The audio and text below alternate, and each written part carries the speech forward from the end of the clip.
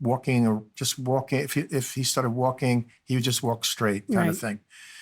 And the miracle and the magic of this was, if you guided him over to the horse to as it was Foxy Lady was the horse that he really liked. As soon as he put his hands on the horse, his whole demeanor calmed down. It was miraculous. Yes, it was, and there's a, the hippie in me wants to call horses spirit animals, I'm with you. because there's just something about them, the look in their eye, they don't have the same kind of intellect that you would expect a dog to have or a cat, whatever. But it's very deep, and they can sense, like if they can sense your fears, they can sense your positivity, they can clown around. It's amazing. But it's when somebody is feeling these intense feelings, as was Evan,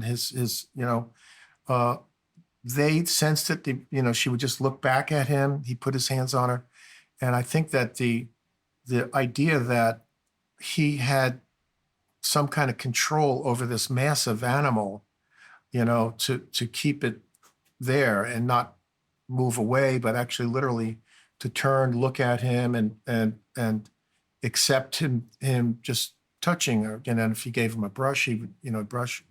And it was incredible. And look how that that memory for you is so powerful, because I've heard you tell that story, and every time you tell that story, our listeners can't see you, but I could see that in your face. Yeah. Your expression, that's how it is when you go to the barn, or I go to the barn too. Evan, in developmental disabilities or someone on the spectrum, he had a communication disorder. Yeah. But he was communicating non-verbally. He was non-verbally communicating Right? with the horse. Yeah. And I have a grandson who's on the spectrum, and I've noticed in his case, he reacts to music. Yes. My nephew too is on the spectrum. I'll play the piano, and he'll sit and smile, but he's nonverbal. And so, it's going to take a while before they figure out what autism is, and because I think is different causes and different effects. Right. It's like a catch-all name, like not to equate them, but like cancer, they'd say cancer, but it's so many different things, some types of illness, and I think at some point they're going to find out one little twist of a synapse or something, because that there's some communication, like in this case with the horse, right? Absolutely. It's communication. It may not be verbal. It's not like, what you would consider is the average person speaking and communicating like we are, but, what's the percentage or degree, Joe? You may know this, of what body language is, right? Body language, right? Such Definitely. a high percent. And what he's talking about, situational leadership, I could see the benefit of situational leadership with the horses, with people on the spectrum. Right. Because like you said, they might not be able to be verbal. So you can teach I don't want to say the aide or the caregiver how to use these skill sets, which Joe is talking about, Definitely. directing, coaching, supporting, or delegating. Right. And we really like to work with autistic adults, but also the people that support them. There's a big need, and situational leadership would be able to look at those persons' competencies, what's their skills and knowledge, what's their commitment to the task, then what's the leadership style they want to use. So especially with horses, I mean, there's a science, there's electromagnetic fields Absolutely. that we put off, and so do the horses, and they're more sensitive to that, I believe. And that's what there's a science and there's an art to it. So how can we bring that together and work with autistic adults? It's really for anybody that wants to learn situational leadership with horses. It's a great experience. Yeah, and the horses bring another layer into that. But just think about a 1,000-pound horse feels a fly on his side, right? Right. how sensitive that is, an Definitely. electromagnetic field. Yes. Well, gentlemen, we're almost out of time, but before we leave, Don, how could someone get in touch with the farm? Why don't you give the website if you don't mind?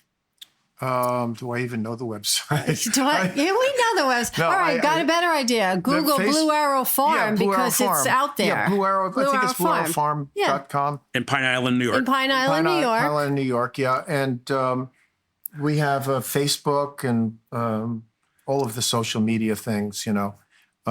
And beyond the horse rescue or the animal rescue, the sanctuary that is here, I want to really urge you to come by and see what else takes place here. It's a magical place. You know, I have a sister. Her name is Lisa Parles, and I talked to her last night because I have a friend that's having a situation with their child right now. It's actually a brain injury. And my sister's big in the field of autism with her own son on the spectrum.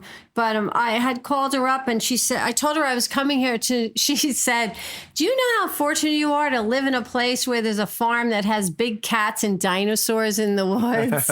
Yeah, we have all that. If you look at our website, and I believe if you just search Blue Arrow Farm, comes up. Yeah. It'll come up, and also on Facebook, you'll see we do weddings. We have probably the biggest car show, especially now that Bear Mountain is closed.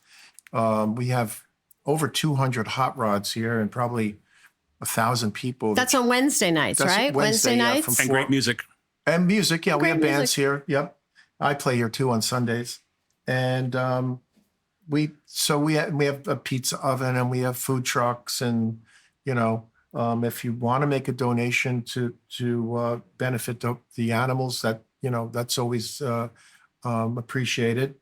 And because as we were talking before we went on the air, you know, animals like to eat and drink 7 days a week. So, you know. How about sponsor a horse, right? You can sponsor a horse. Yeah. You could buy a pair of shoes. You could sponsor their shoeing for the whole year. Absolutely. Worming, that's something they need. Yeah. Vet care. So yeah, Blue Arrow. Lots of vet care, lots of food, lots of meds, lots of Lots hay, lots of everything. Yeah. You know, it's not for the faint of heart. Cha-ching, cha-ching, cha-ching. The reward is looking at what I call smiling animals, because all of our animals seem to be hopefully very happy and feel it like they're in a safe place, you know. It's a magical place that I think it is. I want to applaud you for what you did in taking your gift that God gave you of music and creating, and the vision that you've created. And it's a really good thing. Wow. And people that come here, Don, they are changed, and they really are blessed to meet you, because you're one in how many thousand? 1 in 10 million? 1 in a billion? I think Joe is shaking his head. Well, I feel the same way about you guys. You're awesome, man. And by the way, I can think of about 8 marriages that have occurred from people meeting here. Oh, yes. I met the girl that first was married, the first wedding here. I just saw her mom. We have weddings where people, you know, just they come and we do their weddings. But I mean, people that met here. Oh, look at literally that. met here. And then, you know. It's an enchanted forest. Yeah. It is. So, all right. So, guys, thank you so much. My guest today, Don Oriolo, and from Blue Arrow Farm. And again, go to the Facebook page, go to the website. You can check it out. And I really urge you to come to Horse Sense Radio, streaming on Apple, iTunes, Spotify, etc. Let's help the horses. Let's help the animals. Let's help all of the farm animals that are here. And Joe Wagner from Automation, thank you for being here today. Thank you. And Thank you, Joe. before we leave, guys, what do we want to share with our listeners? Keep horsing around. It just makes sense. Thank you for being here. Horse sense. Be well. Yeah.